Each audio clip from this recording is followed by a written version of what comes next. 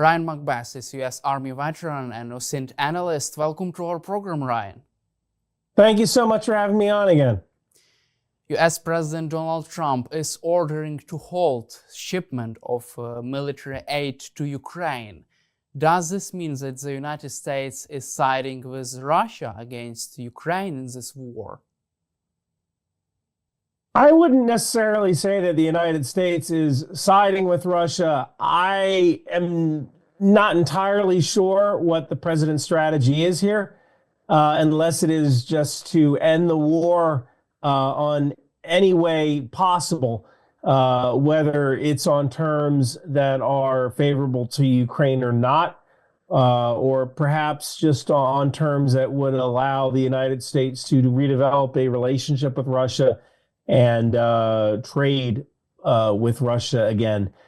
So that kind of might be the method behind the madness there. I'm not saying it's right, but it might be what the president is thinking. How harmful would be this decision for the U.S. defense industry?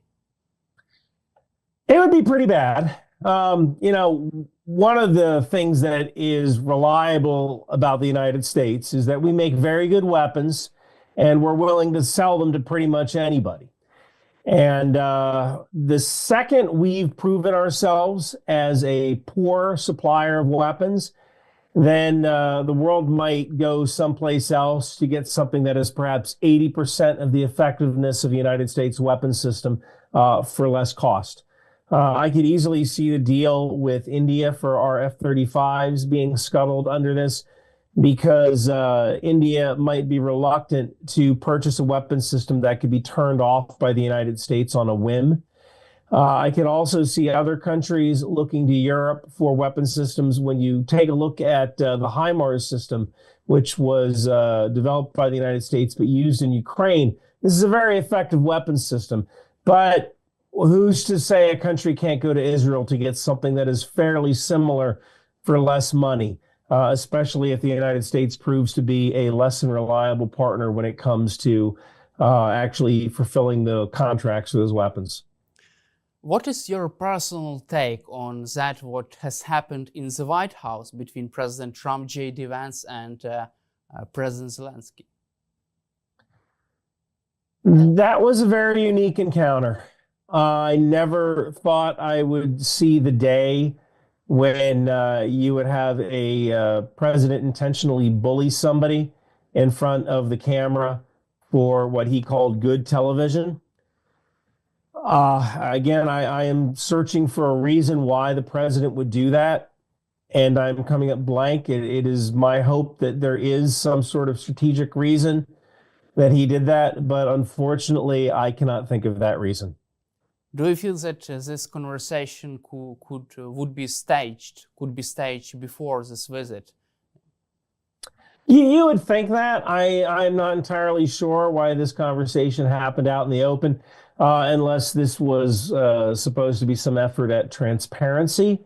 However, there are some things that you might want to say privately behind closed doors, and then you have the whole conference where everybody reads their scripted remarks. That is how I have seen pretty much every other White House meeting. I'm not sure why this one was different.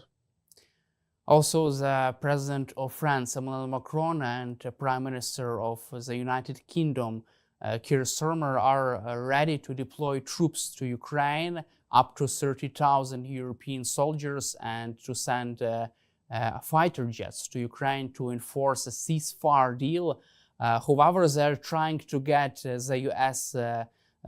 support for this mission, at least American jets in the air patrolling this demilitarized zone. What is your take on this idea, and do you believe, can you imagine a scenario in which Trump supports this mission, at least by providing air cover for European troops? I'm not entirely sure if the president would support this mission in his current state of mind.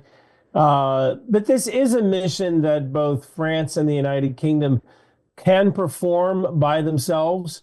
They have the troops, they have the equipment, they have the ability, they have the airborne tanker assets and airborne early warning radar assets that can perform this mission. So this is something that France and the UK can perform on their own without America's help. Also, during our previous interview, you said that Russia would collapse and Vladimir Putin is not ready to end this war. Do you feel that Donald Trump is ready to face this reality that Vladimir Putin doesn't want this war to be settled? I'm not entirely sure. And I say that because if the United States agrees to sanction relief as part of the deal with Russia and Ukraine, then Russia is in for a softer landing. And the idea of people rebelling against Putin for putting them out of work, that kind of becomes a lower possibility.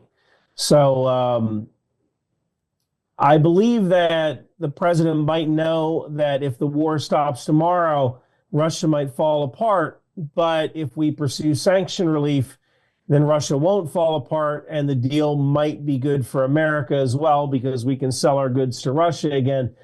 That might be the direction the president is heading in, which would be a favorable outcome to Russia.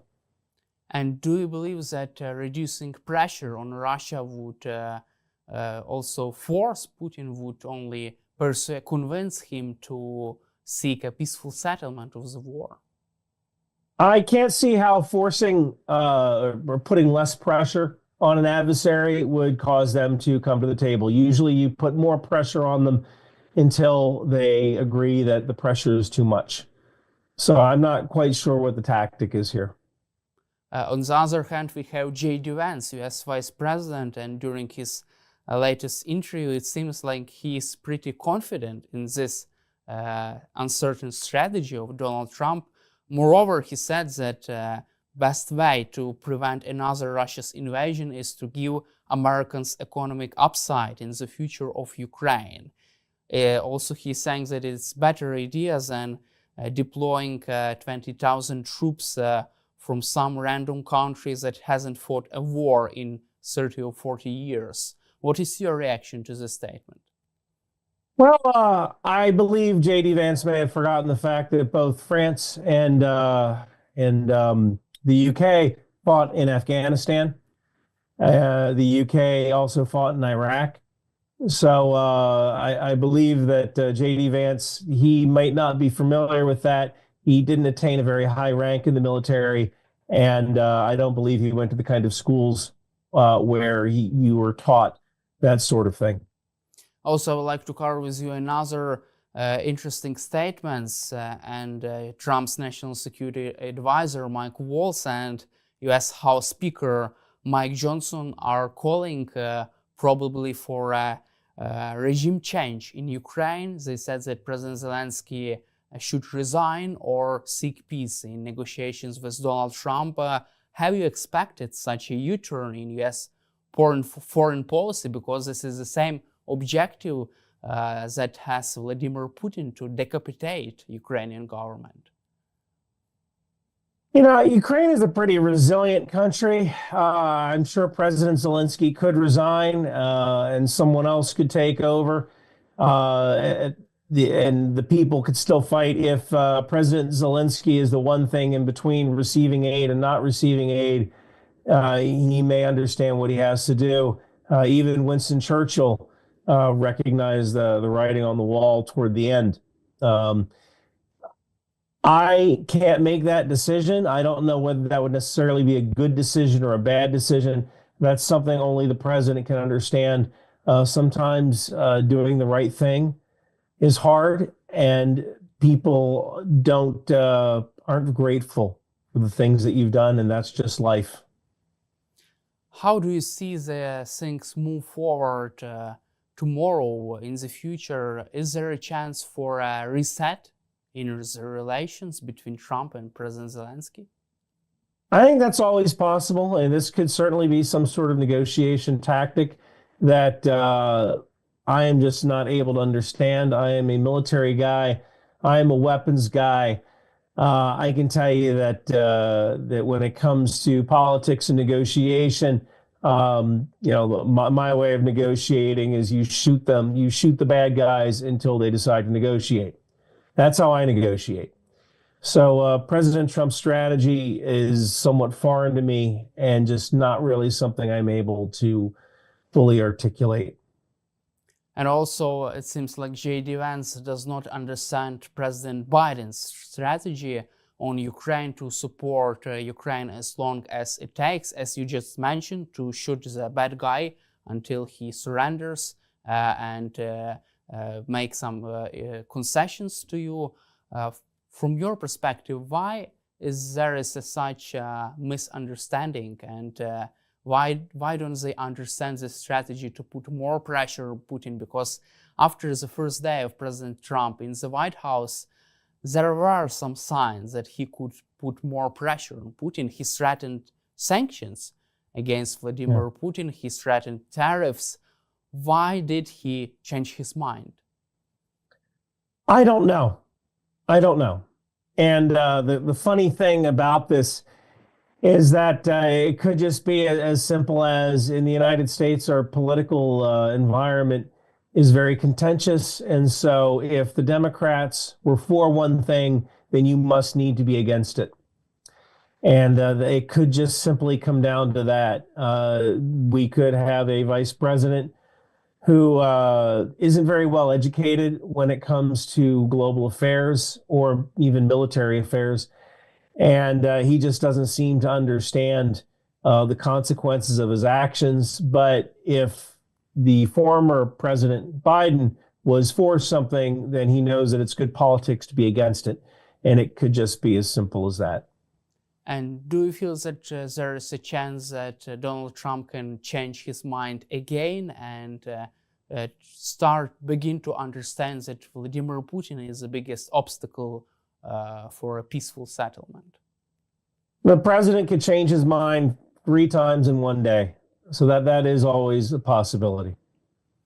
And don't you think there are some discussions in Ukraine and around the globe that the reason is why Donald Trump is putting pressure on Ukraine but not on Russia, because early stages of negotiations between US and Russia have failed because they didn't have any kind of success in that. That's why they try to put pressure on Ukraine instead. What is your take on that?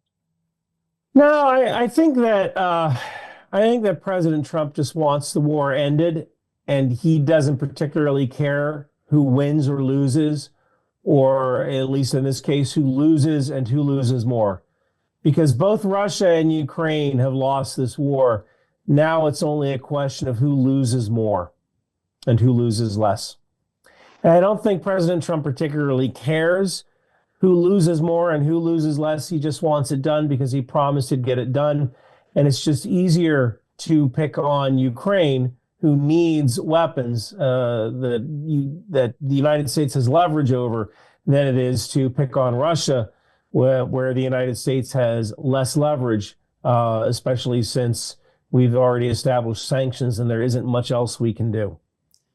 From your perspective, don't you think that Trump can also change his mind and his attitude when he will see that Ukraine will be in resistance to him, will resist and will continue to fight back against Russia despite the halting of US military shipment? In my analysis over the past 3 years, one of the things I've noticed is that the people of Ukraine are a lot like the Kurds. These are people who are fighting knowing that maybe their children or maybe even their grandchildren will never be free from the threat of Russia, but they're fighting anyway. And just like the Kurds, America betrayed them. And I don't see Ukraine ever giving up their fight for freedom. But do you feel that Trump's team would be able to understand this in the future, maybe? Signs appear that currently Trump's administration does not seem to grasp the geopolitical consequences of their decisions. And do you feel that they have a plan B for this? I do not believe that the president has a plan B. I believe he's resting on plan A, which is to stab Ukraine in the back until Ukraine decides that it's easier to give in than continue fighting. Also, I would like to cover with you U.S. weaponry. From your perspective, how can Ukraine survive without the shipment of HIMARS systems, missiles for ATACMS systems, and also without missiles for anti-aircraft system? What is your take on that? It makes things a lot tougher. Ukraine might be able to get Patriot systems, or at least Patriot missiles from Israel. Depends on the agreement Israel had with the United States about resale. Once the Patriots run out, which will probably happen by mid-spring or early summer, that's going to be an issue, and Europe needs to step up with either NASAMS missiles or something else in their inventory. It would be great if Israel could recognize that Ukraine is suffering. Israel already had to deal with their own issues when it came to theater ballistic missiles and incoming air threats. It would be nice if Israel could step up because a lot of their arms programs are very advanced. They know how to intercept missiles. So Israel might be able to get some weapons from other countries, specifically Israel. South Korea might be another. They won't be able to get HIMARS systems exactly, but Israel has a similar system that could probably be used, or Ukraine just needs to kind of invent their own system in the next 6 months. And considering that Ukraine has already developed some pretty darn advanced drone systems, that doesn't necessarily seem out of reach, although there are a finite number of research and development projects you can work on at one time. You just have a finite number of engineers and scientists. From your perspective, can European allies provide Ukraine with missiles for Patriot systems without the permission from the United States, or with a restriction if Donald Trump says you cannot provide Ukraine with Patriot missiles because I think so, this is my decision?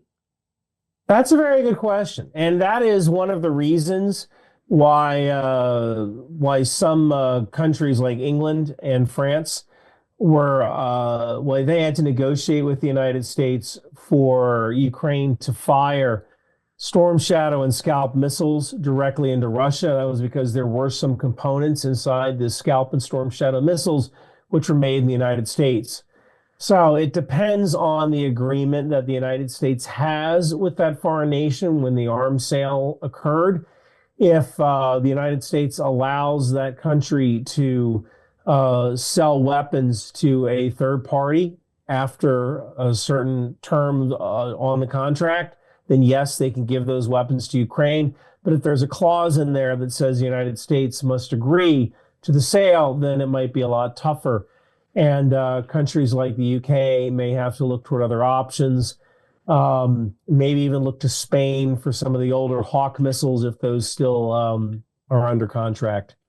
And how can Ukraine, for example, how can European allies help Ukraine to strike deep inside Russia without ATACMS missiles? What are the alternatives? You just mentioned about the Storm Shadow missiles, but what are the other options from European allies, and how can they help Ukraine with HIMARS systems? Well, they're not going to be able to help the Ukraine with HIMARS systems unless getting some sort of license from the United States.